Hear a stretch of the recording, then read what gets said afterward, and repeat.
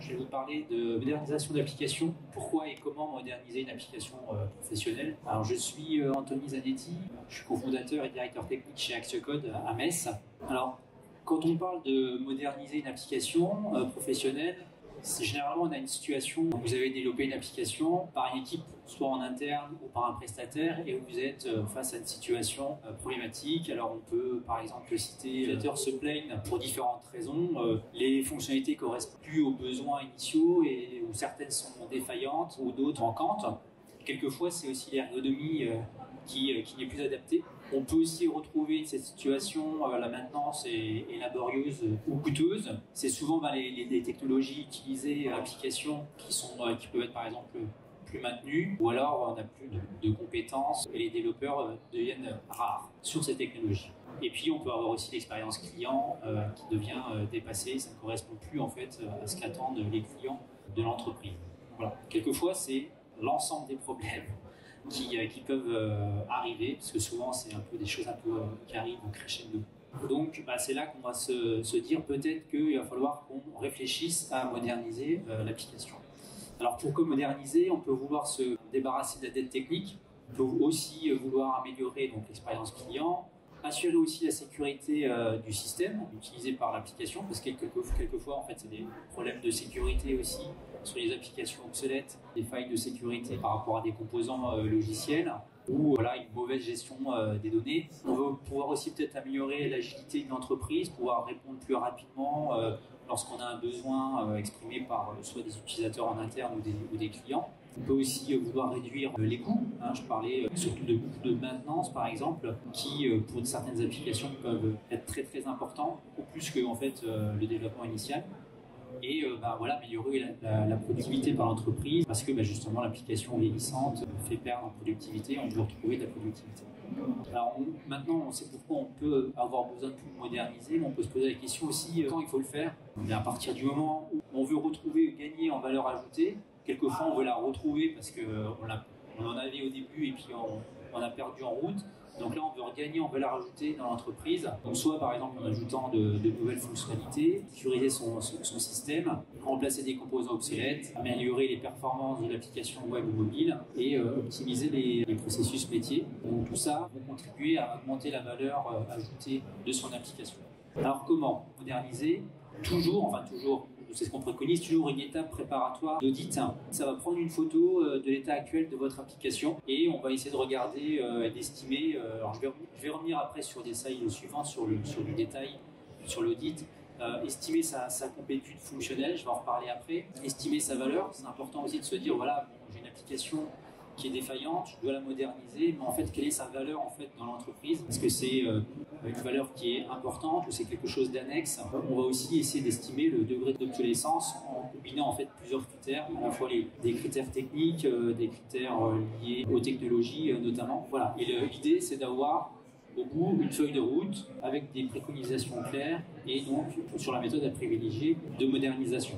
Alors sur l'audit, sur la partie technique, donc on va généralement faire un inventaire technologique. Voilà, on va prendre l'application, on va regarder les technologies utilisées par l'application, les différentes versions de ces technologies. On va regarder aussi un petit peu les ressources qui sont affectées à l'application, c'est-à-dire les ressources, ça peut être des ressources humaines, ça peut être des ressources aussi techniques, des serveurs, etc. On va essayer de faire l'état des lieux de tout ça. On va évaluer le degré d'obsolescence des technologies. Dans l'inventaire, on a telle techno, telle version.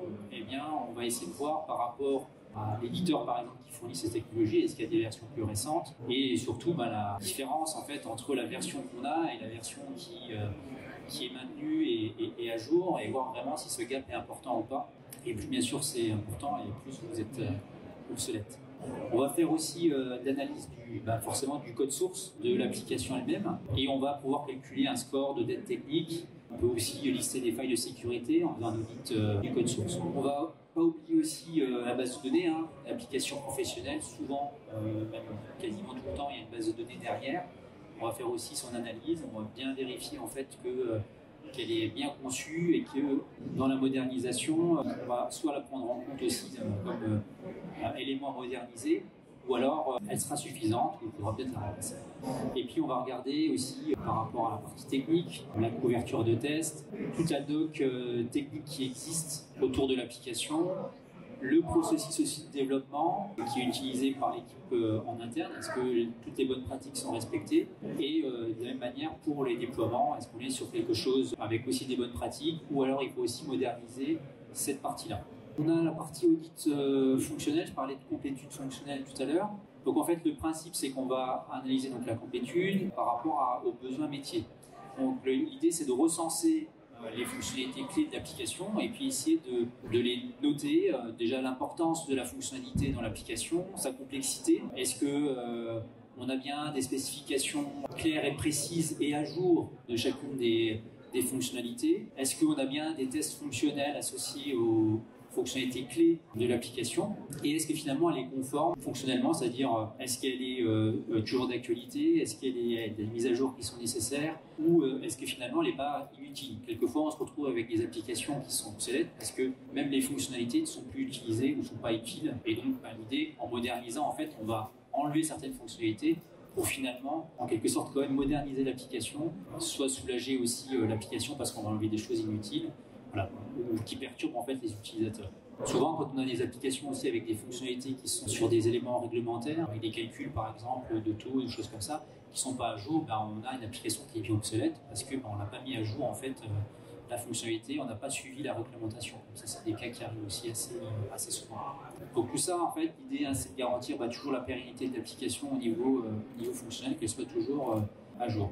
Donc on va regarder aussi la valeur financière de l'application pendant l'audit. On va essayer d'estimer sa valeur. Donc il y a des choses en fait assez simples à faire. On va déjà regarder en fait le coût de l'application au fur et à mesure du temps. Si c'est par exemple un prestataire qui vous a fait le développement, qui a fait de la maintenance, etc., on va additionner en fait tout ce que ça a coûté. Si c'est fait en interne, on peut simplement regarder le nombre d'heures qui ont été passées par les développeurs en interne et faire une valorisation de ce style pour déjà voir combien l'application en fait elle vaut dans l'entreprise, qu'est-ce qu'elle représente, et puis quand on va estimer aussi la valeur, on va regarder financièrement les délais, les coûts pour remplacer la mise à niveau de l'application ou son isolement. Il y a forcément des coûts qui gravitent autour de ça. Donc on va essayer en fait d'imaginer en fait les choses pour que je rappelle, on est sur l'audit, donc l'objectif, c'est d'avoir la feuille de route. Si à un moment donné, on voit que c'est trop cher, ça fait partie aussi, à un moment donné, des critères qui vont faire le choix de telle ou telle action pour moderniser. Sur les ressources humaines, on va vérifier les personnes en ressources, alors tant au niveau métier que technique, parce que souvent on peut se dire, ok, il y a plus de développeurs qui connaissent l'application dans mon équipe ou alors chez le prestataire, mais aussi au niveau du métier. Donc le métier, est-ce qu'il y a toujours les personnes qui étaient à l'origine du projet? Est-ce qu'elles sont toujours là? Est-ce qu'elles sont former une autre personne à l'application s'il y a un départ, par exemple, quelqu'un qui part à la retraite et puis qui était à l'origine en fait d'une application, et puis après quand il part, on a perdu en fait toute la connaissance de l'application parce que souvent on n'a pas maintenu de documentation, un cahier des charges, des spécifications, voilà. Et donc on n'a plus en fait l'origine des choses. Donc là, vraiment s'assurer en fait qu'on a toujours les compétences en interne. Et puis on va aussi regarder chez le prestataire, parce que quand vous devez faire développer une application par un prestataire, il se peut aussi que le prestataire il ait des développeurs ou des gens aussi du métier qui partent de l'entreprise, et vous, ça vous ne le savez pas forcément. Donc essayer de s'assurer que chez le prestataire, il y a toujours des gens qui connaissent soit la technologie ou soit le métier de votre application. Et bien sûr, toutes ces compétences-là, c'est toujours aussi à mettre en regard avec les technologies qui sont utilisées par l'application. Si vous avez une application qui est codée dans un langage X, si le prestataire n'a plus de développeur dans le langage X mais un langage Y, ça sert à rien ça sert à rien. Il faut le savoir. Il faut le savoir toujours dans la phase d'audit pour après prendre les bonnes décisions.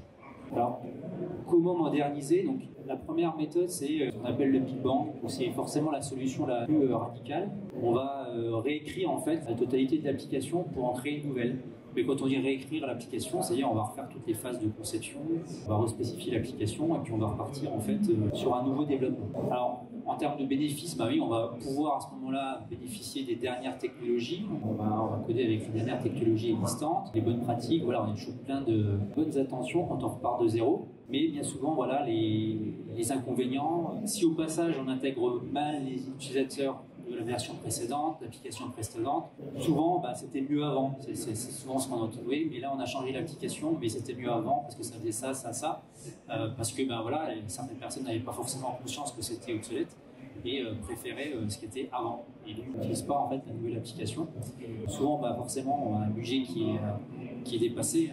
Combien de projets informatiques ont un budget qui est dépassé, c'est souvent le cas. Et puis on est sur une nouveauté, donc l'issue finalement elle est aussi incertaine. Donc ça c'est à prendre en compte lorsqu'on se dit voilà on va remplacer partant de zéro.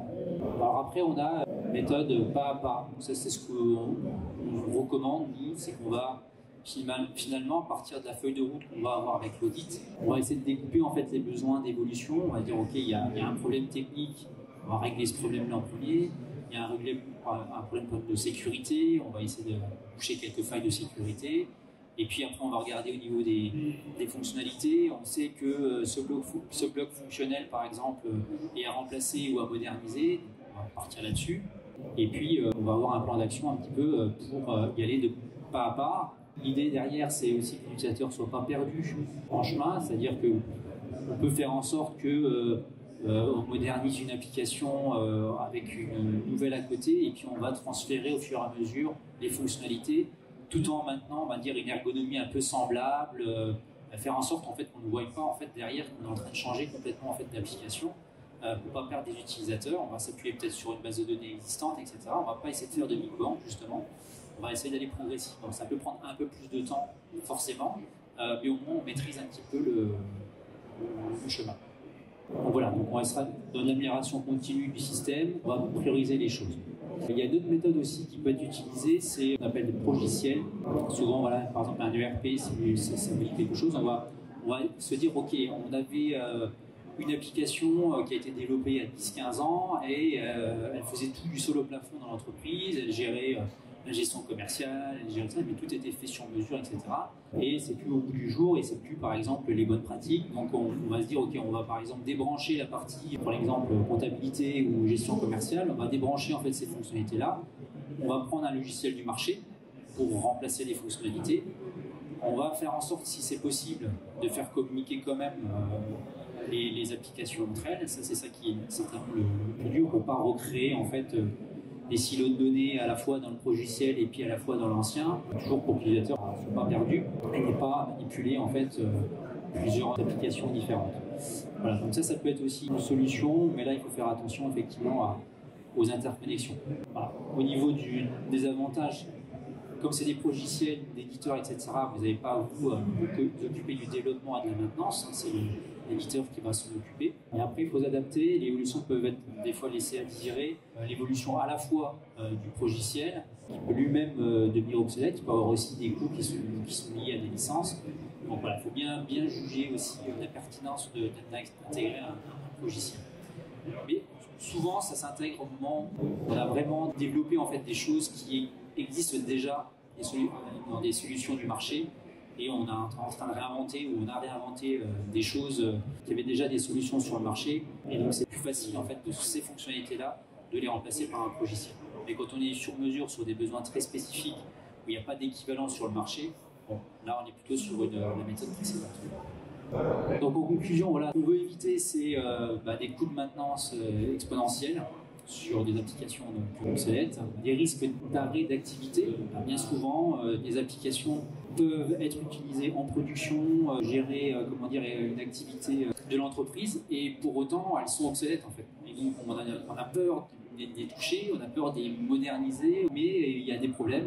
Les développeurs sont partis, ils ne sont plus dans l'entreprise, ou au niveau du métier aussi, et on ne sait plus quoi faire en fait de l'application, mais on sait très bien que si on l'arrête, il y a un péril au niveau de l'activité. Puis bien sûr, on veut éviter l'insatisfaction des utilisateurs. Et donc après, les bénéfices de moderniser, donc on va avoir une interface, une expérience utilisateur qui correspond forcément aux nouvelles exigences des utilisateurs. On va renforcer la sécurité et puis on va retrouver finalement un avantage concurrentiel on va retrouver cet avantage-là si l'application a été modernisée.